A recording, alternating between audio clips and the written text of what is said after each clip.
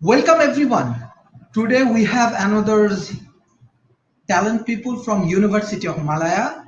He contributed a lot of research and lot of things, especially in economics, finance, and he contributed a lot in subcontinent and other Asian countries, specifically Asia Pacific, through his research, through his a lot of organizational activities. And most importantly, University of Malaya is one of the highest ranked university now in Malaysia.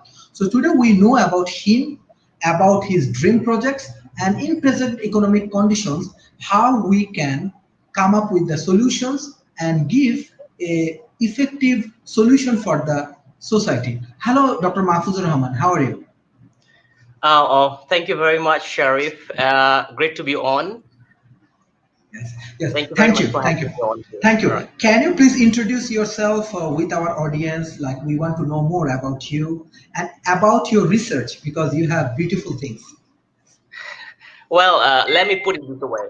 My name is Mahfuz, and currently I'm working with University of Malaya as a senior lecturer. It's been 4 years and a half, and I started my journey from way back in 2005 when I just came to Malaysia for my undergraduate. Back then, I was a student doing my undergraduate and then followed by my PhD. And I was very fortunate to get a place over here at University of Malaya to explore further. So, as I just mentioned earlier, I just started my career, so I'm very, very novice in nature. So I don't dare to say that I'm an academician. So what I see and what I see myself is that I'm started working and I'm trying to learn as much as possible. Started embarking on finance, but of course, finance is a very huge and it is much more related to economics. So the more I learn, the more I teach also undergrad students and to some extent MBA students. So I started to learn about economics. I started to learn about finance. I started to see through the research. So this is what I'm doing now. I'm working on behavioral finance. I'm trying to see how various psychological factors and various behavioral factors do affect or influence individuals' investment decisions as well as a normal decisions. So that's what I'm trying to do. And surely I wouldn't be able to do justice any topic that you are giving to me and all this about economics. But truly, what I understood is that platform doesn't matter. So I got a good platform. I got a good environment up here. So I'm trying my best to learn more and more and getting in touch with many people, I would say, who are doing great up there, especially in the field of finance. So I'm in touch with many scholars, I would say, around the world. So I do contact with them. I do try my best to collaborate with them, and I do attend some conferences to on and off get in touch with them to see whether I can got an opportunity to collaborate with the research. But the things that you are doing up here, I think through this economic forum, I think is a great platform. Doesn't matter how much we know. At the end of the day, if we do not really have a platform, if we do not really have a forum, if we do not really have a group or a team, then it's very hard to explore. It's very hard to grow or get more exposure. So I think with that note, I will say this is a great platform, and we all got to be knowing about this platform and just go on with this and explore more about others and our own work. Thank Right. you. Sir, I have specific questions because in present situations, I want to know about University of Malaya because they are doing very good jobs from Malaysia. So how actually University of Malaya, do you handle your students, your research, and in present condition, how you cope up with the present conditions? Like, do you use any kind of interesting methods? Just want to learn from you. Right. As you all know about the COVID-19, right? We are facing and we're having a new normal. So surely I would say that we do have a different model. We had a model which about e-learning, and that's what we are implementing now. When we are trying to get the best out of the internet access and all these things. So I think surely when you talk about University of Malaya, the ranking and all this, I would say we do have a good leadership out there. We are getting a good leader over here. We are also led by Vice Chancellor, who is extremely doing good, and we have a very clear cut direction. We know where we are heading to. Plus, we do have a strategy. What I believe is that it's not about I often share with my friends that it's not about how talented you are, how brilliant you are. It's also about whether you are getting a right environment, whether you are getting a right platform. That does matter. That will help you to grow. So I think the right environment is there, and of course, the University of Malaya is not without any limitation. We do have a lot of limitations, but despite of this limitation, I believe there is an environment for everyone. Doesn't matter whether you are very young or whether you are very knowledgeable or you become an international professor. At the end of the day, we all do get some opportunities. And the model that University of Malaya is following, is following is basically about research. So if you look at the last couple of years or even last 10 years, so they are being categorized as research university. So it's not about only we are transferring the knowledge. It's about we are creating the knowledge. So that is what I love about University of Malaya is encouraging everyone to do research. Of course, we may not be able to do a very good work or or what do you call say a remarkable work for now. But surely, if we are in the process, if we are in the platform, if we are on the running track, I believe doesn't matter. Maybe it might take a longer time, but we will reach the destination. So what is important is that whether you are in the right track or not, whether you are on the right running track or not, if you really want to reach that destination. So I feel in that perspective, University Malaya is on the right track. And of course, when you talk about ranking, it has a debate, different ranking. We have a different, I would say, positions, and different things are being highlighted and considered for ranking. So it is not above the debate. There is a debate whether it represents the quality or not, whether you are playing a game or not. But whatever you say, at the end of the day, it does matter. Why I say it does matter? Because university, any university, they do follow a model. That's how they run it. Remember, what I believe is education is also an industry, right? And every industry has their own way of what do you call expanding their businesses. That's how University Malaya or any other university in these regions are doing. So you have to grow and you have to compete with others because we are living in a globalized world. So it doesn't matter whether we want or not, whether you will like or not. At the end of the day, you will get a pressure, you will get a competitive pressure from other country. That's what we feel. Like even Harvard is getting challenged by many new universities or many what do you call recently doing better universities, like say for example NUS. I always give example of NUS, NTU, Hong Kong Technology University, and and many universities in China, Korea. They're getting a tough time because many students, many brilliant minds are going to these countries. So of course, Harvard, no, they also have to think about it, that whether they are going to lose the brilliant minds, whether the Asians are going to go there for pursue their masters or PhD, right? So that is another concern. So I think being in education industry, we also have to follow certain business model. Without business model, just for the sake of surviving, I think that wouldn't make us better. Plus, we'll have a big gap between the other industry. As I believe, so for example, when we are in the education industry, we often feel that the corporate world, they said, your graduates are not ready to embark into a corporate world. They need experience. They don't have this one. They are not equipped with this. So we always receive a lot of complaint from industry. They said your products are not ready. Your products are intermediate product. They are not final goods. So we gotta be polishing them out to make our best product. Why don't you teach this? Why don't you teach that? Because the other corporate world, I would say, so for example, finance industry, right, banking and all this share markets and all these things. So when they are willing to take our graduates, they definitely, I think any industry will be looking forward to have the better business. So they want to have a ready-made product who knows things how to handle. But when they get our graduates, the lackings they find is that they have a theoretical knowledge, but in many occasions they are not as first as that's supposed to be. So for example, now we are having AI, artificial intelligence, we're having big data, we are having talking about blockchain and all these things. But sometimes it's not easy for a university because the objective of education industry is altogether a bit different than other industry, right? So what happens is that it's not very easy for us to catch up with the changes. We are moving toward accepting the changes, but the rate of change is very, very fast.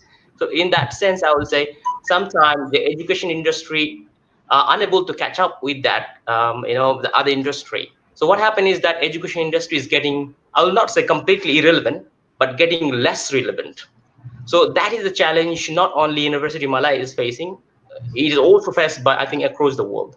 So, but I would say in some country, the education industry is fetching much more challenges than other country. For example, recently I have been visited, I paid a visit to Taiwan and Korea and a few other countries. So what I noticed that, especially in Taiwan, while I was teaching undergraduate, the way they teach, the way they develop a model, which is more unpractical. So they are somehow catering, they are preparing students, they are best product for the industry. So they are working together very closely with the industry.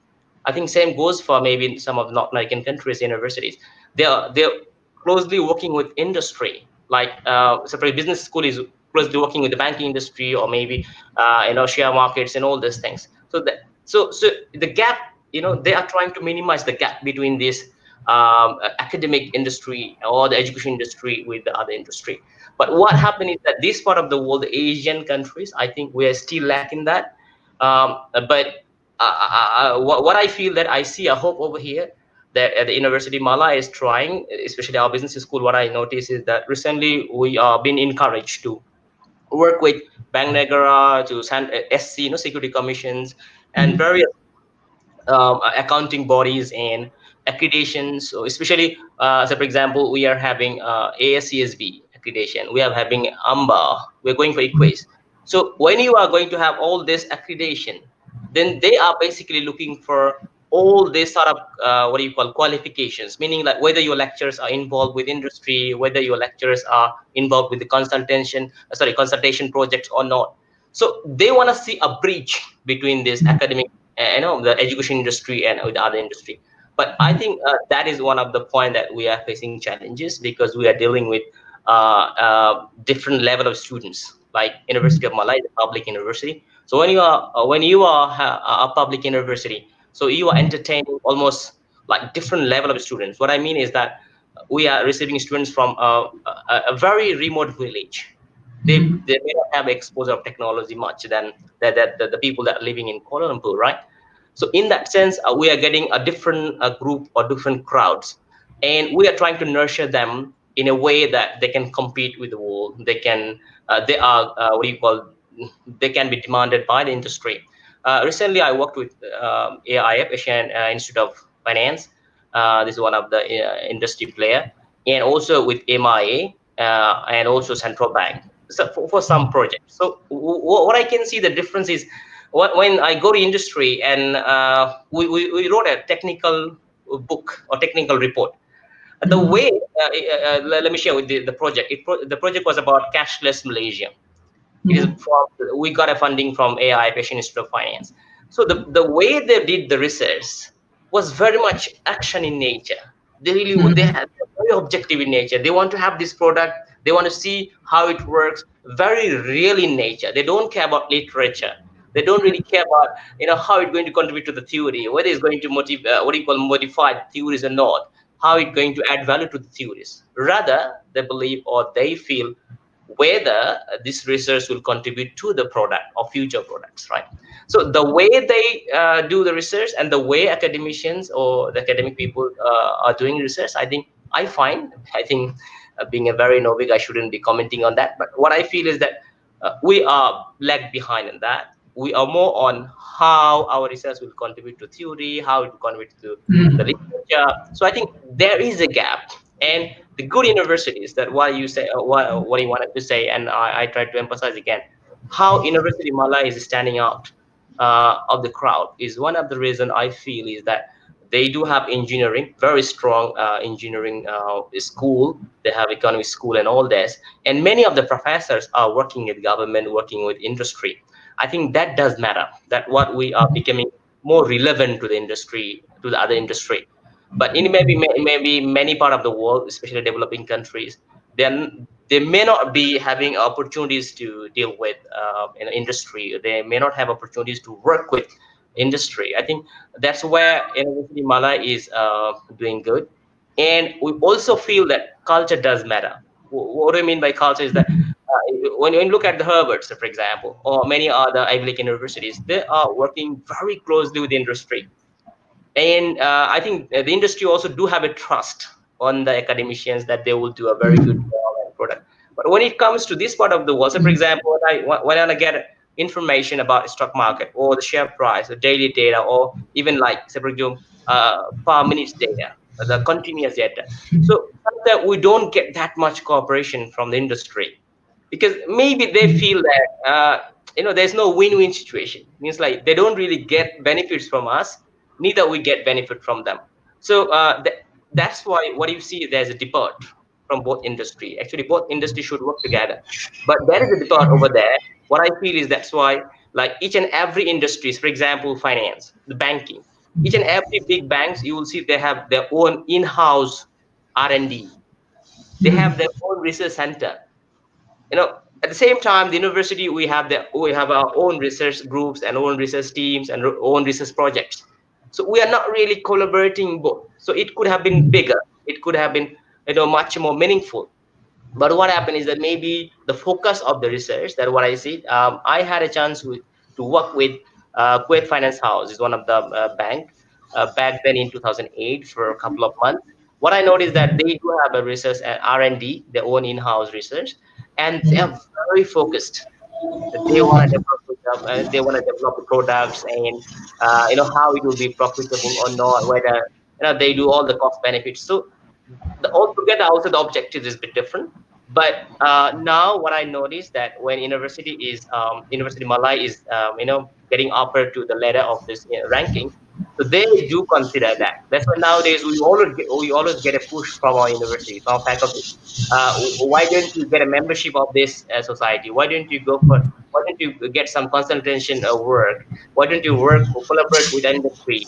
And recently you might be also I'll find it fruitful. What our university is doing, our business school is doing, is that we are trying to hire some corporate people as a lecturer. We started doing that. We used to hire them as a part timer, so they on and off they come and give lecture, like one or two lecture. But now what we wanted to have is that we wanted to hire them. Even though we know that many of the corporate people, they're very, they're highly experienced, but they don't have, say for example, they don't have PhD. So sometimes it's difficult for a university to give them a good post like professors and all this. But now the university is trying to set up a different criteria. They say even though they don't have PhD, even though they don't have academic research and all these things, but still they can join as a professor, because they work with the industry for quite some time. Maybe of course the good one, right? Maybe someone become a CEO for some time, he knows how to handle and all these things. So these types of people are somehow getting attention from the academia. Especially I saw the UMA is trying to do that, so they are setting a different criteria to bring more industry people. I think when we'll get this flavor, when you get the flavor from industry, definitely I think we will be able to produce a better human capital than the one we are doing now. Now, so for example, me, I just started, I got my undergraduate, then got PhD, then I started teaching. I don't have industry exposure. I don't really know how industry works. Yeah, I can gaze it. I can see from here and there, bit and byte, but I don't have a real first-hand experience running industry or working in industry, right? I mean, the corporate world. So what happened is that when I teach my student, what I teach is basically I teach the theories, I teach the one that maybe I would say a bit better things is about I'm doing research. So sometimes I do share my output with my students, but that also theoretical. So the student might find it's not very interesting. They might feel bored. They might sometimes feel, no, this is not what we want. So I think, and the millennials, they are very outspoken. So they say, no, no, no, doctor, this is not what we might be getting in future. I want to work in AI. I want to work in fintech, but we are not getting any course in fintech over here. So they are very outspoken. So they do raise their voice. And industry like academics, right, or education, they're getting challenged by all these things, because we are teaching a very conventional finance. At the end of the day, when they go up there in the corporate world, they are facing with this fintech, and which is Mhm. very different than what we are teaching up there. So I feel Mhm. like education is also getting challenged, but Mhm. collaboration, working with industry will make things better. That's how we are moving Mhm. forward, and that's how University Malaya is trying. And even one thing we also believe that if university wants to be in top five, University Malaya want to be in top 50, sorry, not five, top 50 or top 30, definitely they have to have a huge industry grant, collaboration, Mhm. and all these things, innovation, Mhm. patterns. Otherwise, we won't be able to do so. We won't be able to make it. So, or maybe even though we make it, we will not sustain. Maybe we are in top 60 now, but if you become irrelevant, if you don't have enough pattern, if you don't have enough research that are translating into a real product, adding value to the product, then I think one point of time will be again going, I know, ladder down to the ladder of the ranking. So I think if we want to Mhm. sustain over here, definitely we have to be very innovative. We have to be very relevant to the other industry, because we believe all industry are connected. If we are producing a human capital which are not really a ready product for the industry, so I'm afraid at the end of the day, this industry will they might offer their own courses. They might, they will offer undergraduate courses that they will take their own students and all these things. Who knows in future, right? So I think the future is heading in a different direction. So we have to be very careful about that. And University Malaya is aware of that, and they are trying on that always. Yes, this is actually brilliant discussion, especially in terms of your industrial experience and as well as your academia experience. This is actually World Talent Economy Forum objective. We want to make like minimize this gap. But my question is that this is very interesting and economical aspect I have to understand, and my audience has to understand. Let's say you are talking that okay, industry they are very much action oriented, and academia they are very much theory oriented, as well as you have experience to doing work with different kind of bank, different kind of corporation, as well as university. In that particular timing, let's say we want to give you an opportunity, like in terms of economical aspect, how you can minimize this gap and you can create better human capital. What your advice on that particular point, or how we can work on that particular point? Right. If I get your question correctly, so the economic perspective, of course, as I mentioned earlier, I think we all run with a business model. If we want Mhm. to survive, we have to have a business model. Mhm. Especially when you look at the private universities, I would say, look at their courses and look at the courses that are being offered by the public universities.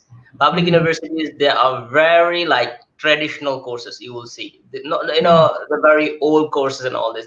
But when you go to the private universities, you can see that they're offering. Even I saw they're offering a bachelor in big data, and Mhm. which is the very very latest one, and we can't even, University Malay we can't even think about it now, but now, because we have some procedures, we also have to think about hiring new lecturers and all this. So there's a, the bureaucratic systems and all these things. But in private universities, like even Unicale, I saw this is one of the private universities, they're offering a very very latest programs. I don't know what they are teaching in that course, but I saw that they do have these programs. So I Mhm. believe that, of course, this economic aspects is very very important. That's how we are moving forward to. So without having but I think one of the issues that we are facing nowadays, because the investment that we are having in universities, Mhm. is not really encouraging, and neither we have endowment funds. But I think last time in one of the talk I was sharing that if you look at Harvard, they have a 30 if I'm not mistaken, $30 billion endowment fund. So it Mhm. does matter, about not only about ranking, but it does matter about the quality of work that the lecturers or the researcher can do with that money, right? Mhm. So I think it plus sometimes if university works alone, they are not, if Mhm. they do not work with industry, I'm afraid they end up with having a small resources, and with that resources they may not be able to produce I mean very cutting edge technology, and Mhm. that technology might not have any value in the industry. At the same time, industry also having their own brand, they're spending for it, and of course, remember when industry is investing huge amount of money in R&D, where they will cover this cost, they will cover this cost on the product. So definitely that will be expensive for us, right? So, but if we see a collaboration, I would say the economic aspect of this, it should be a win-win situation. It's not about only the education industry will be benefited. It will also, I believe that the other industry will be also benefited if they work with education industry. There will be a financial benefit for both of them from the both side. So when they say, for example, finance industry, the banking industry, right?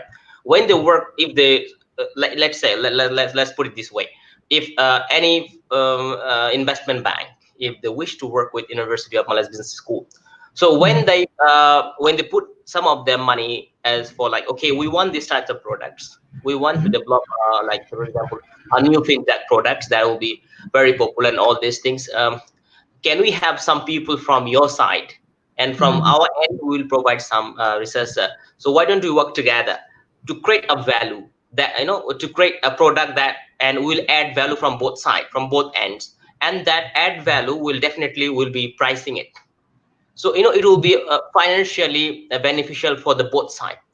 But what we notice is that the gap is there. I mean, I would say a big gap there. So we are unable to work with that concept yet. So that's why the university is working as standalone. The industry is working. The other industry is working standalone.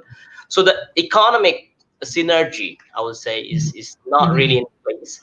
And as such, I would say we are losing. And maybe, as I mentioned earlier, it is also a losing point for the students, because sometimes they're not getting the exposure of real research or action research.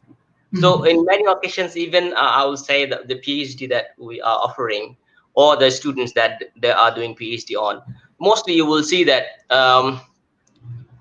that PhD itself doesn't really translate into a pattern, or the pattern doesn't really translate into a product. So at the end of the day, it became only on the paper, only on paper. So it doesn't really have a monetary value. So I think industry can play a role to come in, interfere, collaborate, and make them a price, create a value, economy value. I think industry can play that role. So, but definitely we have to show a benefit to the industry.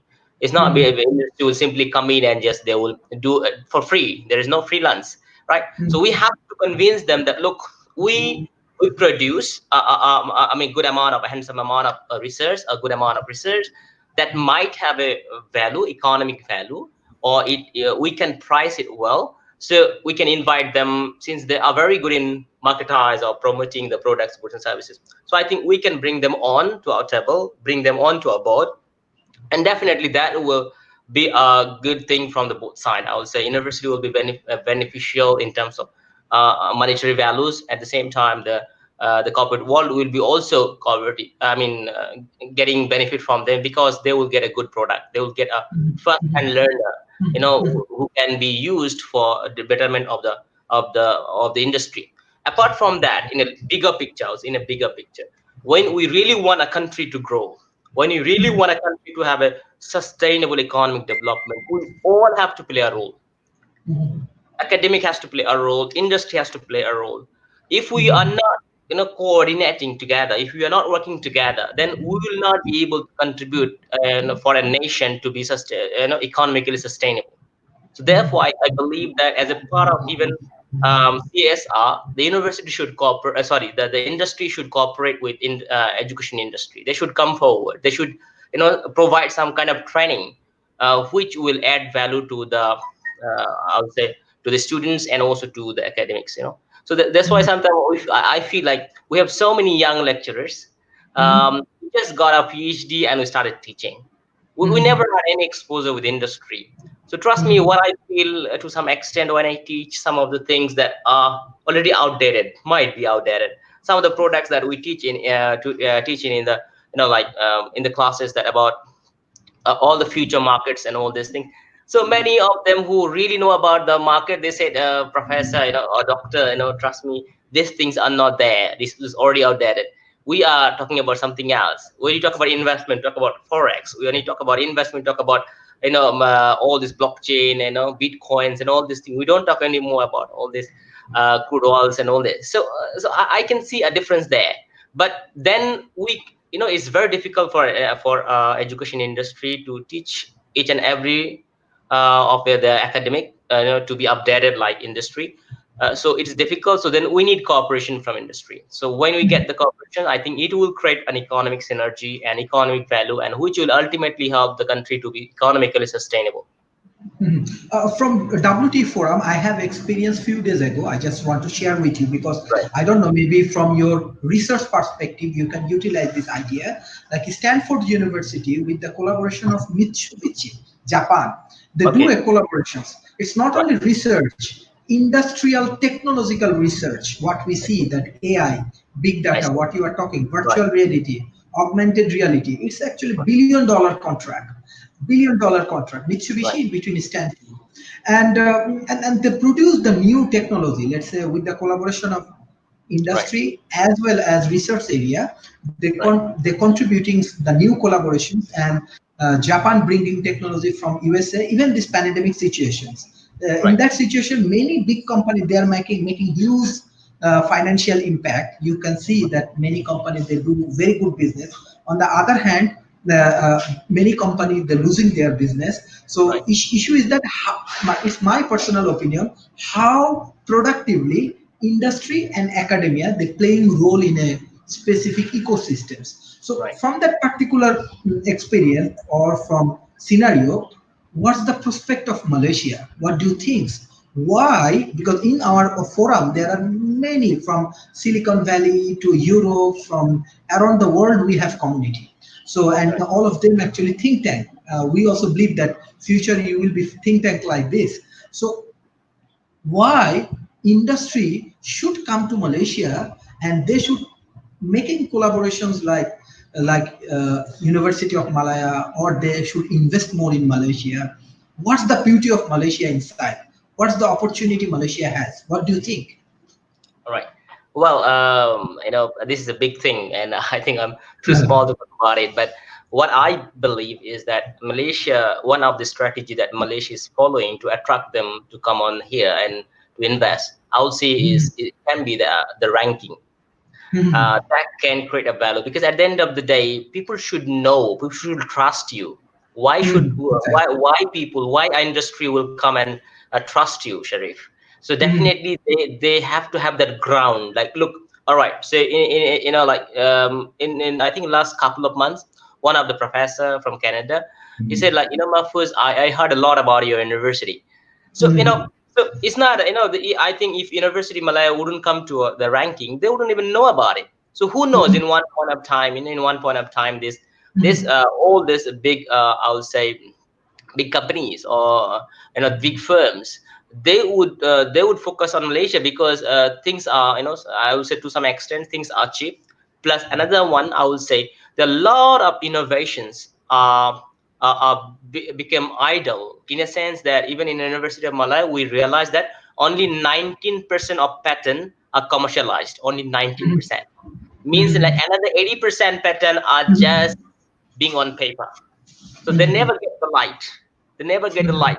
So they are always on paper. So I believe there I think maybe they are very unique research, they are very unique pattern, but because the idea of commercialization is not there, maybe we couldn't convince the industry. That can be another way. I would say the both side.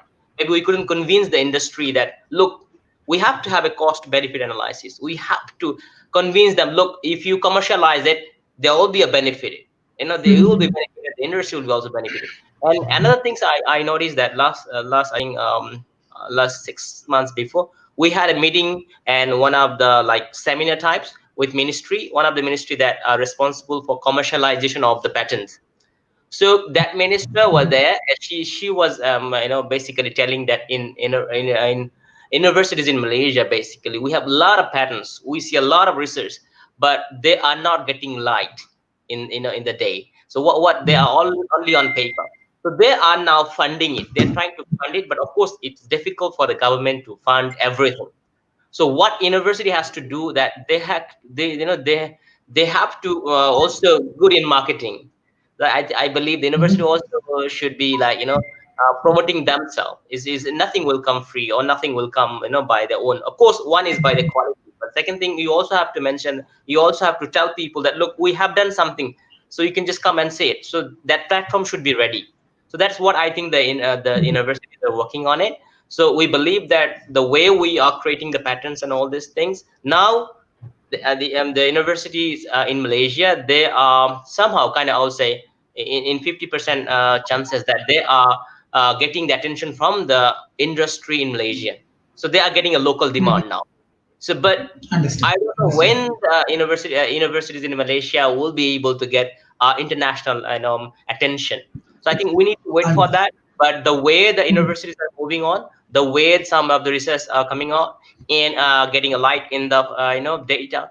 So I believe that in near future we might get also the same way. Looking at the Understood. Korea, look at the Korea. Korea in one point of time, nobody was investing in Korea, back then in some time back, right? But then they proved themselves that, look, that you come in and we will help you. There's a platform is ready, and also it's called ranking in the business environment. So I think Mhm. Malaysia is also getting better in that, in terms of Mhm. doing business. So when the FDI comes in, and definitely the Malaysia is one of the, I would say, country that politically stable and get um, I mean people can do business in here. But in terms of this industry that who are coming over to collaborate with, in Malaysia, I think we didn't see much now for now. But we noticed some of the companies from Korea and China, they are somewhat interested. We also noticed some of the collaboration that are happening as based on the minister. She was mentioning that some of the Chinese companies, some of the Korean companies, they're interested with some of the pattern but invented by like UPM, UTM, University of Malaya. So we do have a hope for that. But from Western part, I think we didn't get that one because the competition is there. Japan is there, Korea is there, and you see the Singapore is there. One of the top country in the world is Singapore in terms of having the good environment for flourishing the business.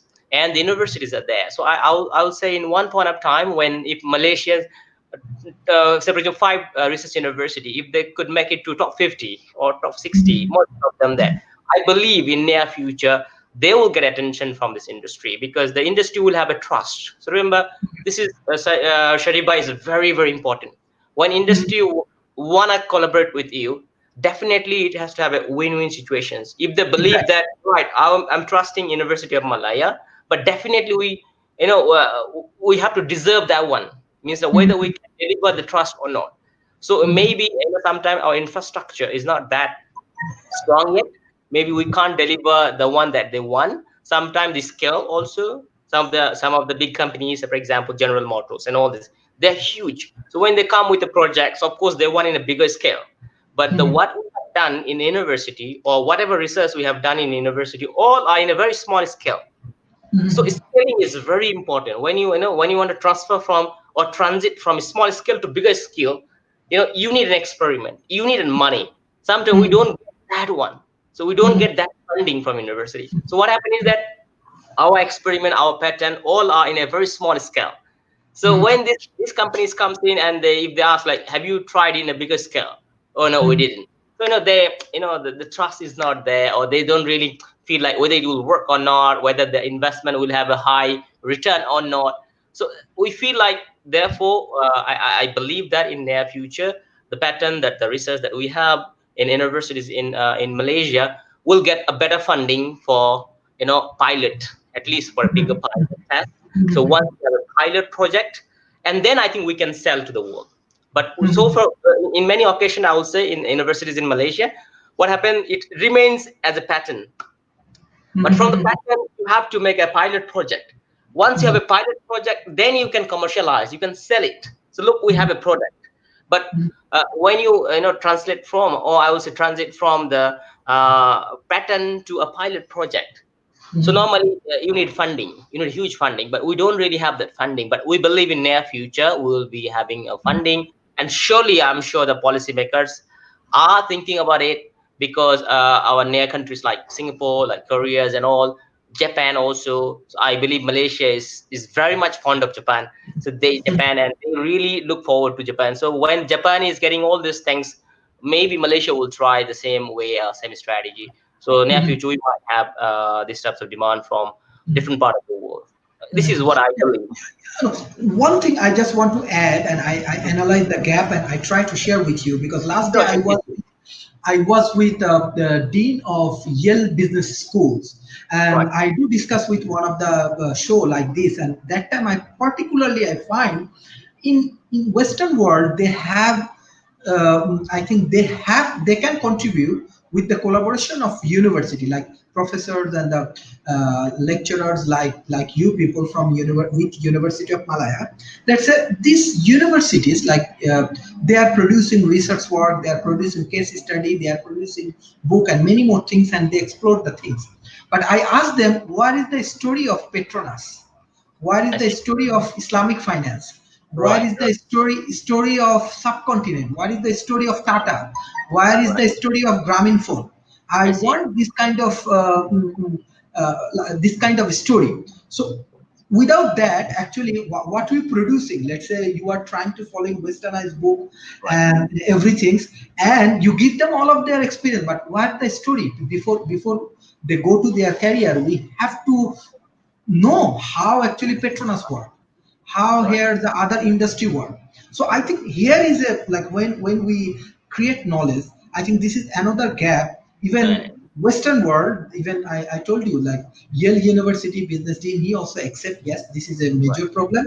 As well as I think University of Malaya, I don't know how you recognize this kind of problem, because this is the economic way. right, You said that economical opportunity, but we believe World Talent Economy Forum, this is the economic way. You right. have to, like, analyze your culture and Yeah, business culture and economic culture properly, and you have to sell it. Very simple.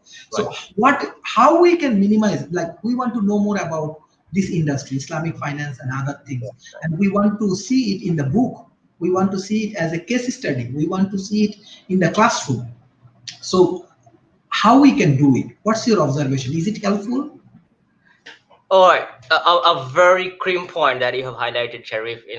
Let me put it this way. When we teach, most of the books, Hmm. are written by the Western people, Western scholar, and Hmm. the case studies and the examples. We follow Lemon Brothers, these investment banks. Yeah.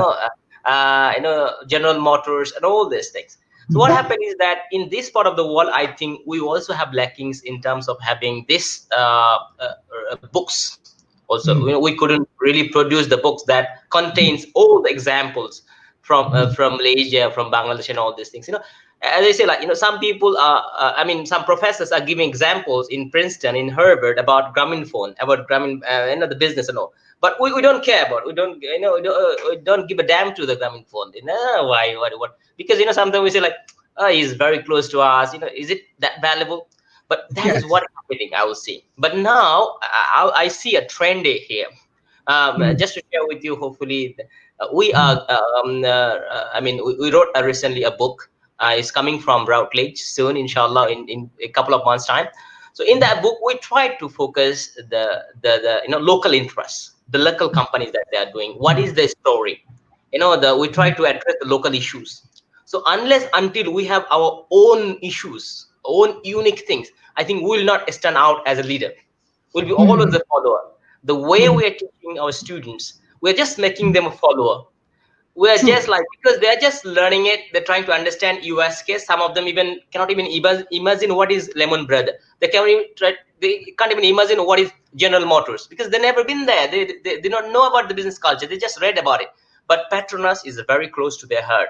Grameen Phone is very close to their heart. Hmm. But we never had chance to put them in a book and teach them to analyze their cases. No, we don't do that. But I think we have to do that. This is the right time for us to not Hmm. focus about, I'm not saying like you have to forget about the altogether about Western world. No, we don't have to.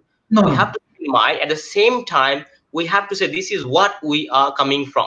You see, that's why you can see the CEO, the Google CEO, is coming from India. So for example, at the end of the day, so it doesn't matter. It doesn't matter at the end of the day. If your story is very good, if you know how to tell, if you know how to present the story, if there is a value in that story, why not? And I think Hmm. in that context, in that perspective, the China, Korea, Taiwan, they're very good in it. They have their own way of doing so. Whatever culture, whatever technology they are learning, they have their own version. You go there, I've been to Taiwan. What I noticed, the websites and some of the softwares and all this, they all made in their own language. They have their own way of doing so. They want to show that we have something to offer to the world. They don't always copy paste. Not necessarily the way we blame is not necessarily true. Sometimes they try to innovate as well. But at the end of the day, what I feel in this part of the world, we are blindly colonized to some extent. We are just feeding them materials. We are trying to make them, they're getting good grades and all these things. But at the end of the day, they can't appreciate the local culture. And we are not really valuing our own products, our own companies. We're not making them as a case study. We don't really give them Petronas or Grameenphone as a case study. What do? We go for, as I said, Lemon Brothers, the GE, General Motors, and all this thing, or Yes. Tata. We could. Why don't we just give example of Tata? So, but I think it's the right time. And some of the business school, even in India, I know one guy who's from IITM, the Institute of Management. I think I forgot about that exact places. So that guy he's a professor. He came to one of the conference in Korea. I met him, and he said, now we are using all local cases. So I think there is a change. There is attitudinal change and all these things. We believe that soon there will be a positive change, in a sense that now even I think right I think maybe in uh, back in 90s, or back in just early 2000, what I used to think, that all the good universities must be from the western part of, like all are in US or Canada and all these things. That's why we are very sick of them. We are very like crazy about them. But now when you see, okay, the top 10 universities in Singapore, all right, this top 15 universities in China. So I think when we start to have all those, the big names, I believe people will start to take Asian cases. Unless we have that example, unless we prove that we are also equally good, unless our university can prove that we are equally good, then you will have a say. Otherwise, we talk. So for example, Jack Ma, when he talks, like he became a motivational speaker. I mean, if he would make something a big business, I think people wouldn't, value his words, right? But when he becomes someone, then whatever he's saying is become like a norms for, oh wow, what is saying. So I think this will goes it everywhere. So when the Asian university will be doing good in ranking, they will be leading the way. They're leading the education industry. I believe they will use the local cases. They will bring out the local issues, and that's how we are going to stand out. That's how we are going to lead the world. Else, we'll be always a follower. We'll never be a leader.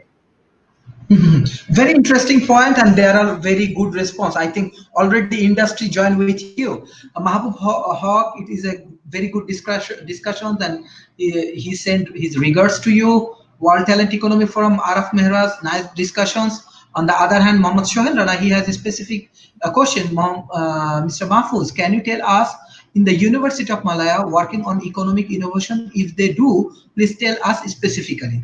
Matthew, he is actually one of our guests. Before he is actually working with NASA, all of the Right. autonomous vehicles and everything he actually produced. He's one of the great scientists. He distribute NASA, his lab and all of the work for with World Talent Economy Forum.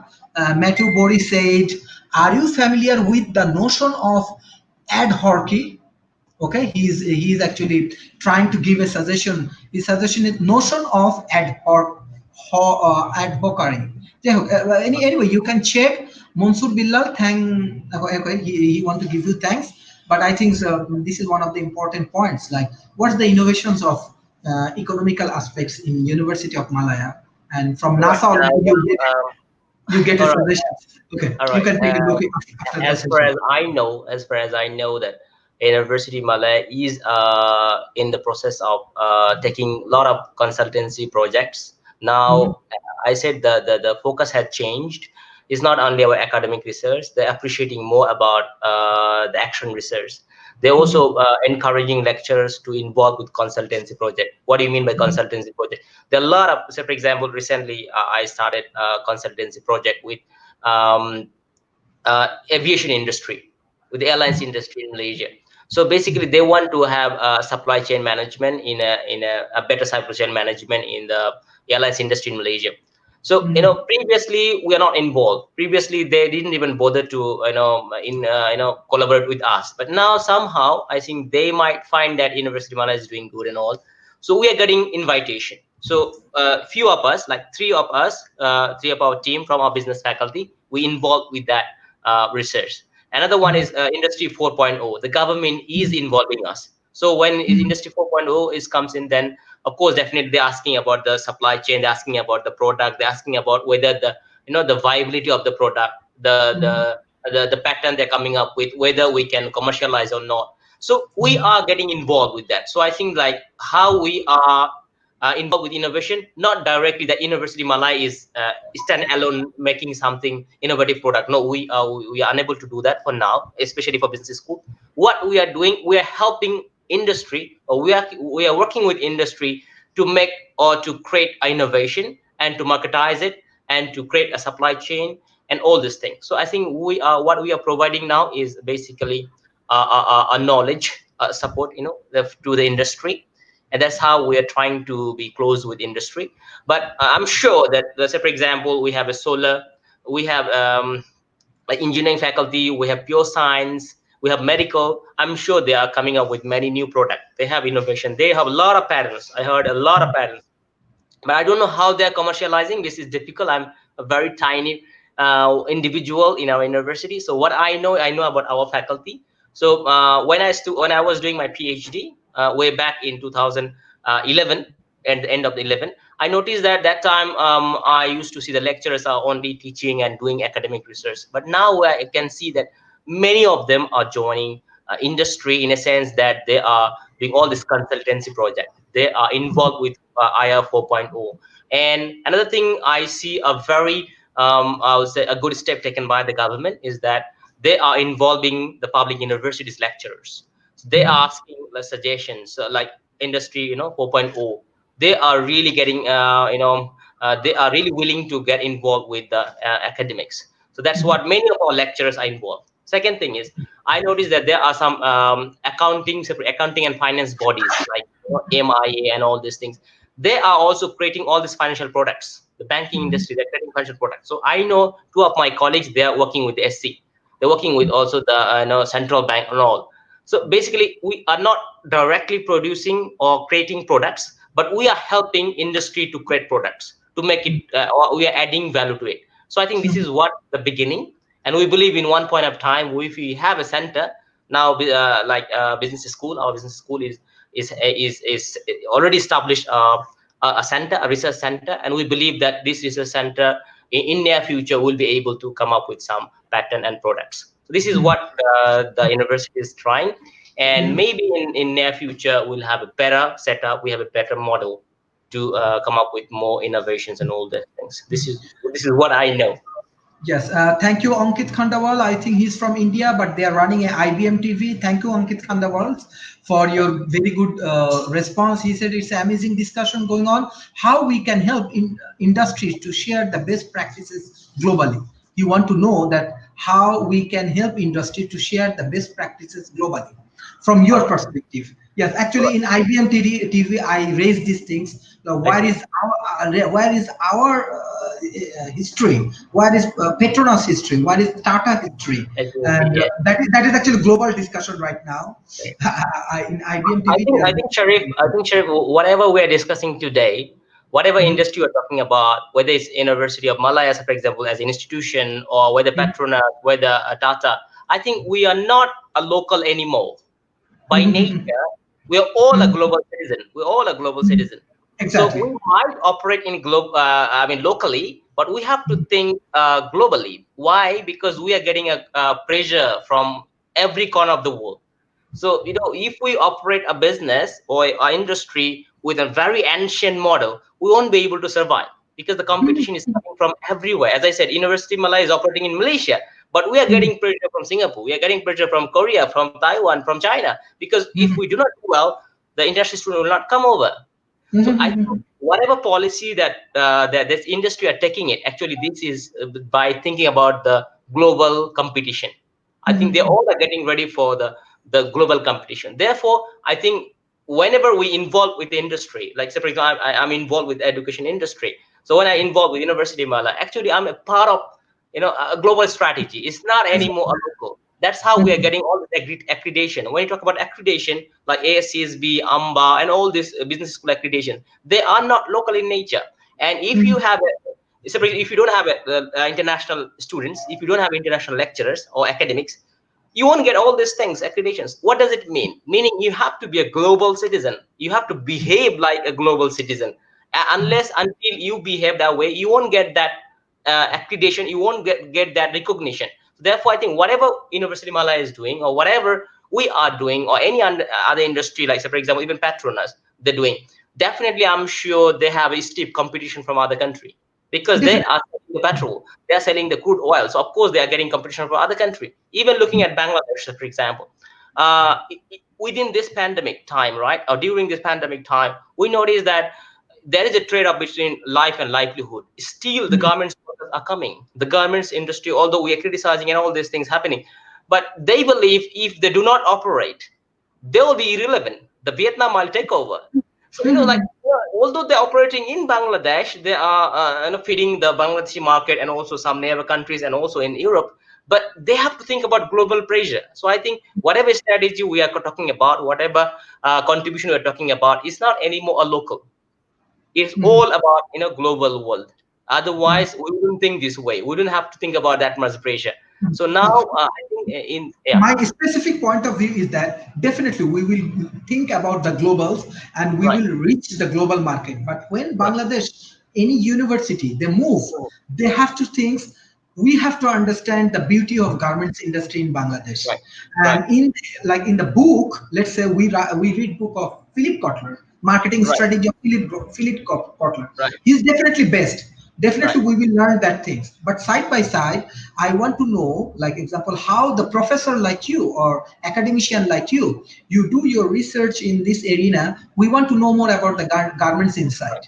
We want to know more about oil and gas industry in right, Malaysia. right, Like it's a collaboration. It's not like we will right, completely avoid them. We will learn from them as well as we will collaborate with them.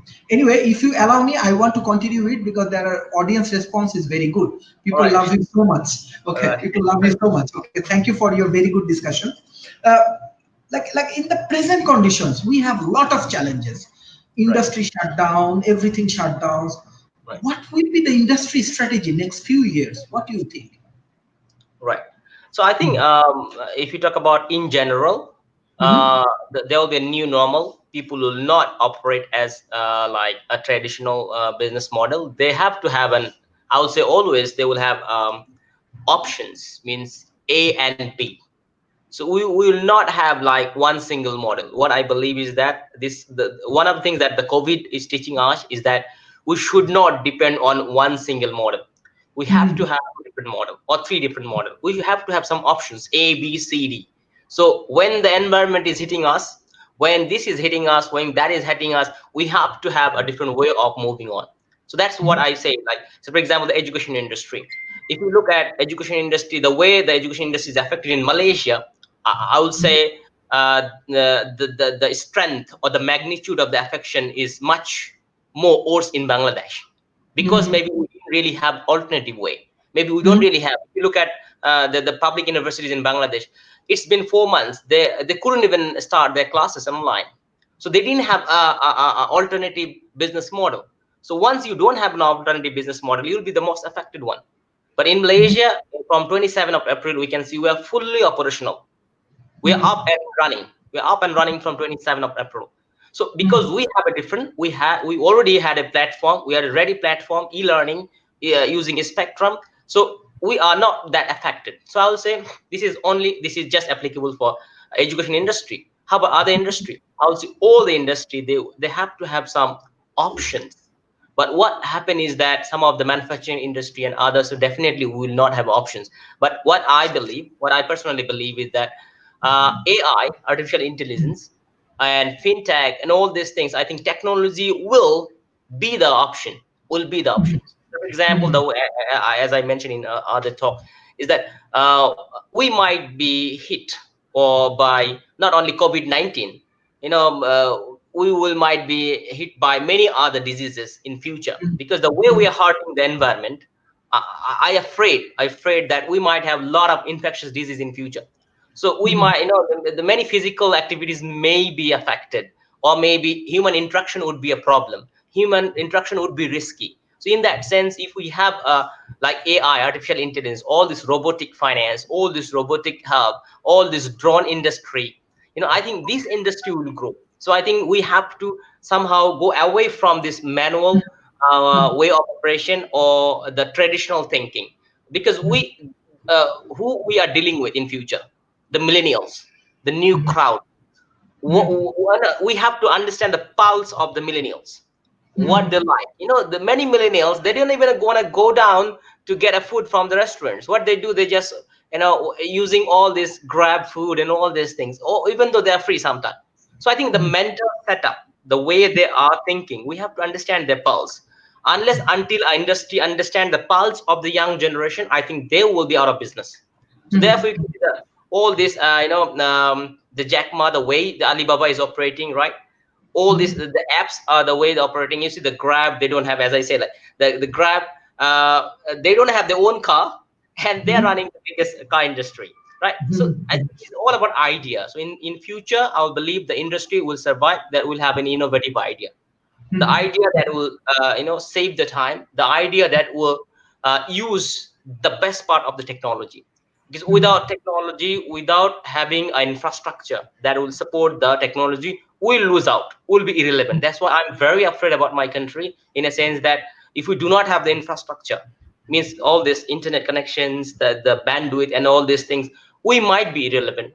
People may not give a damn to us, because at the end of the day, they cannot connect us. So, for example, if I am living in a village, if I don't have if they can't reach me through internet, emails and all this, they may ignore me. There are billions of people out there, why they should look for Mahfuz, right? So I think we have to be relevant, in a sense that we have to have that infrastructure. And if we Exactly. can have the infrastructure, I think the business will be able to grow. So it's not about only the job of the business, it's not about only the job of industry. The industry of a country will never grow, will never be competitive enough, unless until the infrastructure of that country is good. When the infrastructure is supportive, you see, look at Malaysia. All the universities, public, private, small universities, colleges, all can use online classes. Why? Because there is a setup, there's an infrastructure. So like even the very remote place of village students can join and can attend the classes, can attend the. But you might can't think about some of the developing countries. Why? Because the infrastructure is not there. The university is very good. The maybe staff are very good. The academic, the lectures are very good.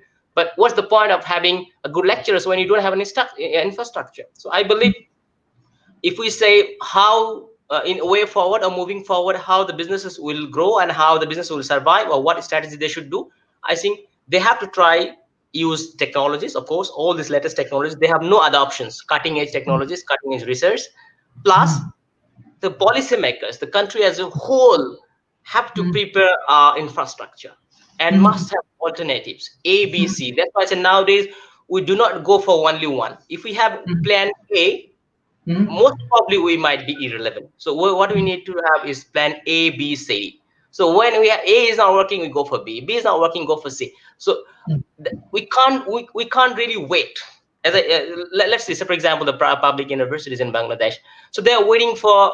I mean, how long they're gonna wait for these physical classes? It's been few months. So say for example, COVID is going to go long for another few months. So what the universities will be doing?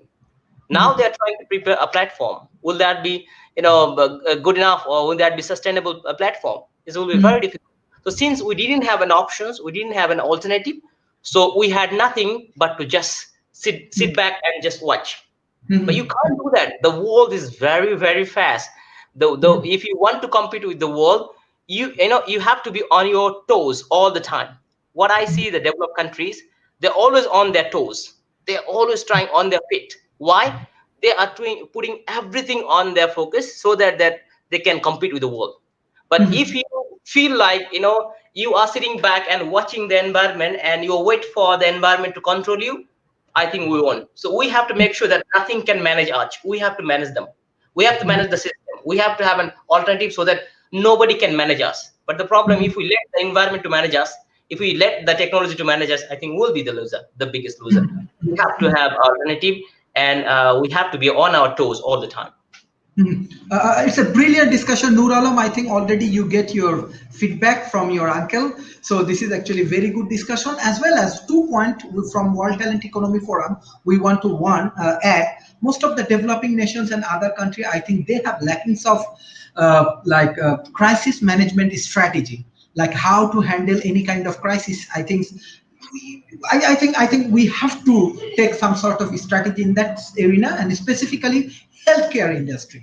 And healthcare industry, I don't know, like example, developing nations, how to improve, or what's the condition of, I don't know, in a research area. We are talking about research improvements, but like, is there any contribution from Asia Pacific, or specifically the Asian country? I know like China, Japan, and they are doing very well, but for vaccine and this kind of research, how do you find the contributions of universities in terms of present economical aspect, or science and innovation, how it works? Or I Right, don't know, like, what's your comments on particular point? I think right. you, So, we are just extending this session because of audience demand. sorry. Thank you Yeah. so much for the questions. What I feel, I personally believe, is that like healthcare sector, the challenges that healthcare sector faces is basically very uncertain. We're not sure about the new diseases. No, Mhm. nobody knows about COVID, say for example. We didn't know about this. This is the nature of healthcare industry. We do not know about future diseases, right? But Mhm. what we know is that whether we are ready to provide a basic facilities, a basic healthcare services. So if we are not ready with the basic healthcare services, I think something is wrong there. Mhm. Mhm. Exactly. Nothing wrong with the Exactly. very high tech because we're not sure. So, for example, COVID-19, it hit the China, it hit the Italy, it hit the US. Many people died, doctors died, and all these things. Of course, because we had no idea about it, we had no knowledge about it. So, of course, you will be hit. You have to lose some, the genuine peoples. But if you can't provide the basic healthcare services, means something must be wrong with that. So we must be ready with the basic healthcare services. And to provide the basic healthcare services, I think what we need, we can't do it overnight. None of the country in the world can do it overnight. We have to do step by step. The number Mhm. of hospitals, number of doctors, number of nurses, the benefits that we are providing, that's one thing.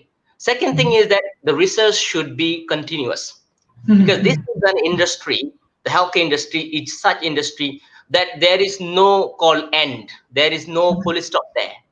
We Mhm. will face different kind of diseases, so we have to produce, we have to have huge allocation in research and innovation in that Mhm. sense also. But Mhm. what I notice is subcontinental countries or Asian countries, the emphasis is not really there. So what we Mhm. we, we feel that we are just going on with the flow.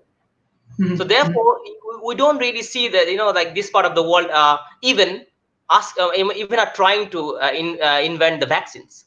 What we're looking forward to, we're looking forward to some of the countries that we know that they're investing huge amount of money for healthcare, right? Or some of the universities that talk about innovation, that talk about knowledge creation. That's what I always focus. University should not be meant for knowledge transfer, Mhm. but this part of the world, unfortunately, university is meant for knowledge transfer. Whatever I know, I'm just teaching it. Whatever I learn from the book or from notes, I just giving to my students. They're just memorizing. They're getting, a grades done. It shouldn't be the way. It can be in a college. It can be in a school. It can be in the primary school or kindergarten when you memorize how to write the words. When you Mhm. memorize how to write alphabets. But when Mhm. you are in university, it should be a knowledge creation. You should Mhm. motivate. At least if we can't create, separate University of Malaya, of course we're not creating everything. We can't even create a vaccines. It's okay, but at least we are teaching, we are giving the attitude, Mhm. in the students that look, you have to have an attitude to create something. So at least that knowledge creation thingy, I think is somehow not present in many of the universities. That's why we are suffering. We're not even asking them, we're not even expecting them a vaccine from them. Why? Mhm. Because we believe that they are just there for knowledge transfer. They are Mhm. just good to nurture the good students to have a good grades. That's it. Mhm. But these Exactly. good grades, the good grades will not really be helpful for a country, for a development, for all these things. It can, you might have a great minds, But great minds without innovation, great minds without knowing how to innovate, great minds without having attitude of creating new things is, I will say, is valueless, or maybe it will not really add value to the country. That's what we see that some of the countries, we have a huge talented, I would say, people or cream of the creams, but at the end of the day, when it comes to innovation, we're just looking forward to the other countries, right? Even we sometimes, to some extent, we say, oh, Chinese product, all this, we have some kind of things, but at the end of the day, if China creates a vaccine, we will be using it, and we know that China might create it, or we know China has the capability of. And look at the innovations, look at the money they're investing. Even Chinese government, you look nowadays, they're giving huge scholarship, huge scholarship. Why they are doing so? Why they have to give scholarship to the foreign students? Because they know that that's how they can attract the talented minds, the great minds, and the great minds will come, will do the research, and of course that will be the property for the university. So I think we have to be very visionary in sense. We have to look future. We can't look the past. But in many of the countries, unfortunately, we are stuck with the past. Yes, True. Very we have true. we have to nurture the past. We have to remember the past. We have to love the past, but we should not live in a past. We have True. to live in the future. But in many occasions we forgot to live in future. We are not even thinking about living in future. We are thinking to live about the past, or the max we are living in the present. But nowadays, the way the world is moving, it's not the change is the only constant. The rate of change is the only constant nowadays, the huge rate of change. So with that, if we really want to catch up with the change or the rate of change, definitely we have to think about future. And in that sense, I would say our innovation are not really growing. One of the reason might be the mental setup. We are not really putting huge amount of money for innovation, for I would say healthcare industry. So we fail to provide a basic healthcare services, and thus we might have a huge economic impact. That's what we see in Bangladesh. We are having if lockdown, if this scenario goes on, if this COVID scenario goes on for another couple of months, can you believe it, what's going to happen? So it will not only hit the people health, it will not only get people out of the ground, but it will also hit badly to the economy, right? We might be in trouble for our garments industry, for even for all this other industry that we are running up for now. So I think we have to think that every industry is linked. If we do not focus on one of them, I think we will be, as you rightly mentioned, that we are in an ecosystem. So each and every part of the system is important, and we have to give equally important. But I believe education, healthcare, infrastructure, these are the basic, the most important sector. If we do not really invest huge amount of money for education, for healthcare, for infrastructure, then it will be very difficult for us to be competitive enough in the world, and also to have a sustainable economic development, and to provide well-being of the people. So I think with that sense, this part of the world, the Asian countries, I think we, maybe one of the reason might be we are not economically very good before. Maybe we didn't have enough, I would say, money, or in a sense that we didn't have enough budget for that. But now I would say this part of the world, like Vietnam, Bangladesh, and all other countries, we are economically progressing. Like really, we are Asian tigers. But then I think at the same time, we also have to think about how our health sectors and other sectors will grow. Not only the economic sector, not only in terms of providing goods and services. We are selling goods and services to the rest of the world. But at the end of the day, you also have to think how your people are doing. What is the well-being up there, right? Unless until you are focusing the well-being of your own people, you will not be able to serve long to the world.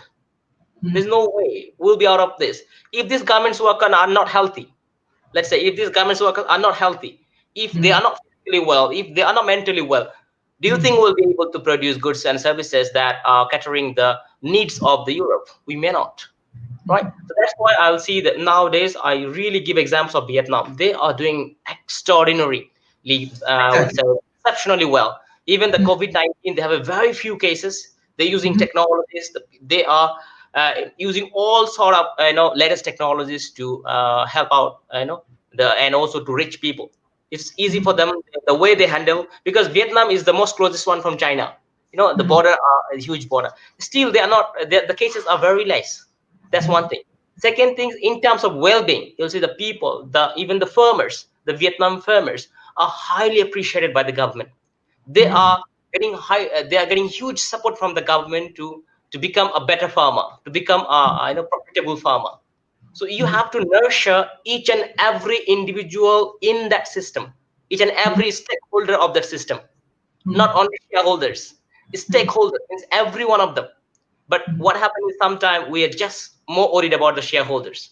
Who are people investing on this industry? We think about this. Who are making the garment industry? Who are the directors and all this? We think about their benefits. But at the end of the day, we really have to think about each and every stakeholder of that system, of that industry. So unless until like health industry, we have to think about the nurses. We have to think about even the the cleaners, the doctors. If we do not nurture them, if we do not care them, if we do not appreciate them, at the end of the day, we cannot expect a better service. There's no other way. If you only think about whether the hospitals are profitable or not, whether it will not work at the end of the day, because you have to think about the interest of that stakeholder. But into some extent, I see that for us, in many occasions or in many extent, I would say economic growth and all these things are highly appreciated, and that what might give a trouble to in future, and we may not be able to survive, or we may not be able to sustain with that growth rate. It's a very encouraging. I love when I see the figure, the growth rate, the GDP growth rate in all part of the world, including Bangladesh. I love them, but when I but I feel afraid when I see that this growth rate is not really translating into well-being. Because in one point of time, it must translate into well-being. Otherwise, no point of people. Like a government worker, you just keep on saying that last 10 years where growth rate is 9%, but his life is the same, or he's having the same life in forever. So I mean, he may not find it meaningful.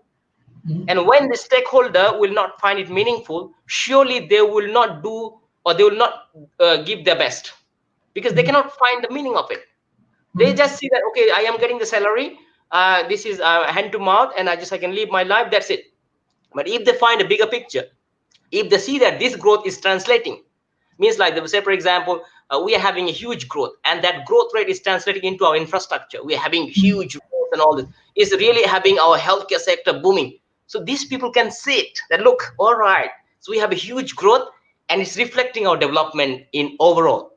So then they will put their life on it.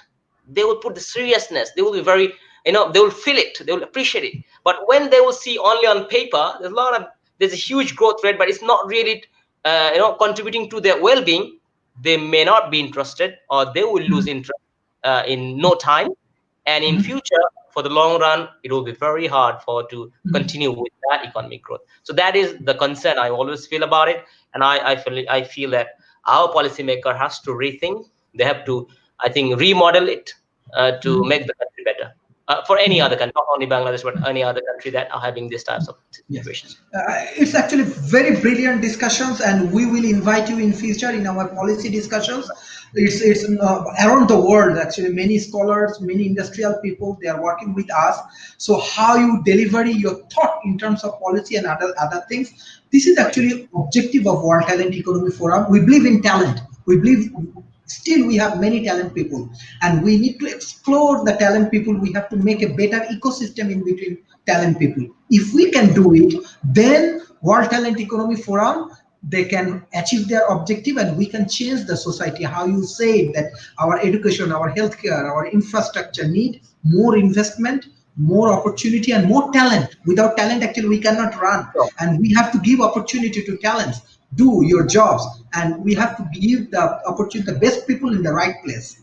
That is right. the way we want to improve. And this is actually brilliant session. How we get love from our audience: Araf Mehraj, Saidur Rahman, Noor Alam, Onik Khandawal from IBM TV, Mr. Billal, Matthew from NASA, Mohammad Shoel Rana, he's doing very good job for us. Even Muhammad Haq. Thanks everyone. I think this is a very good discussion. So hopefully in the future, your this kind of brilliant contribution we will get, and we will do more policy discussion with you and with our team. Thank you for your time and Thank you everything. for having me on. Thank you. Thank you. Bye. Good night. Assalamu Thank you. alaikum. Assalamu alaikum. Yes.